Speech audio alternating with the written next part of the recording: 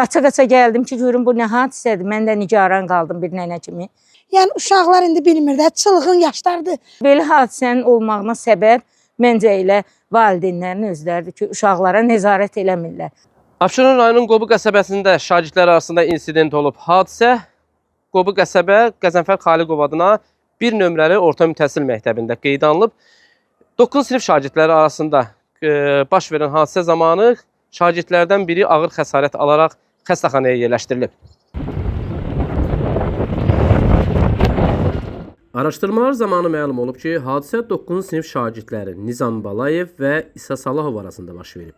Bildirilir ki, şagirdlər ötən gün dərsdən sonra TikTok sosial şəbəkəsində mübahisə ediblər. Bu gün isə həmin mübahisəyə aydınlıq gətirmək məqsədi ilə görüşərkən aralarında dava düşüb. Nəticədə Nizam Balayev İsa Salahova xəsarət yetirib. Xəsarət alan şagirdə təhsil müəssisəsində ilkin tibbi yardım göstərilib, daha sonra xəstəxanaya yönləndirilib. Həkim müayinəsindən sonra şagirdin vəziyyətinin qənaətbəxş olduğu müəyyən edilib və o, ambulator müalicə üçün evə buraxılıb. Hadisə məktəb rəhbərliyi tərəfindən dərhal nəzarətə götürülüb. Məsələ ilə bağlı aidiyyatı qurumlara məlumat verilib. Məktəbin valideynləri baş verən insidenti böyük təəssüf hissi ilə qarşıladıqlarını bildirirlər. Çox pis oldum, yəni eşidən kimi də çox pis hiss keçirtdim də. Yəni bizim məktəbdə birinci dəfədir belə bir şey olur. Mən özüm də bu məktəbi bitirmişəm, evlatlarım da hal-hazırda burada oxuyur. Çox pis təəssürat verdi mən. Az yaşlıdırlar. Yəni uşaqlar indi bilmir də, çılğın yaşlardır. Çox gənc yaşlarında bunlar zarafat edirlər. Bilmirlər ki, zarafatın axırı nə dərəcədə doğrudur.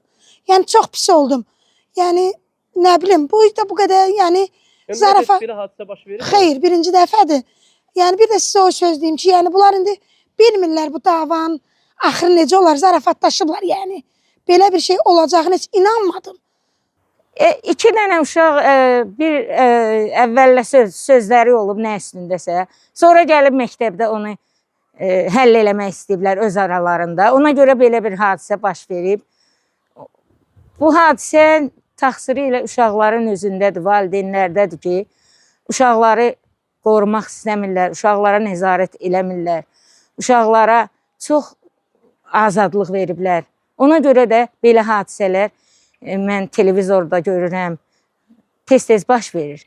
Bu hadisənin qarşısını almaq üçün hamı birlikdə, valideyn, müəllim, məktəb, şagirdlər bir yerdə gərək çalışaq ki, belə hadisələr olmasın. Bunlar boş hadisədən heç nədən böyük bir iş törənə bilər. Ona görə ki, vaxtında bu hadisənin qarşısı alınıb, heç belə elə bir mühüm məsələ yoxdur. Və şükür Allaha. Bu məktəbdə belə hadisələr tez baş verir. Xeyr, heç vaxt olmayıb belə hadisələr. Bu məktəbdir. Sözsüz ki, məktəbdir, uşaqlardır, şagirdlərdir. Şagirdlərin arasında söz-söhbət olur, həmişə olub. Amma heç vaxt belə bir hadisə bu cür işıqlandırılmayıb, bu cür söhbətlər olmayıb. Öz aramızda həll eləmişik, qutarıb gedib belə uşaqlara acıqlanıblar, müəllimlər, valideynlər qutarıb gedib, barışdırmışıq uşaqları. Amma belə hadisənin olmağına səbəb məncə elə valideynlərin özləridir ki, uşaqlara nəzarət eləmirlər. Uşaqları nəzarətsiz buraxırlar. Xüsusilə yuxarı sinif şagirdlərini. Onlar həssasdırlar. Onlar belə şeylərə çox həssasdırlar. Onlara gərək valideyn çox nəzarət eləsin. Məktəbdə sözsüz ki, nəzarət olunur. Məktəb güclü nəzarət altındadır. Amma valideyn də nəzarət eləsə, hər şey yaxşı olar.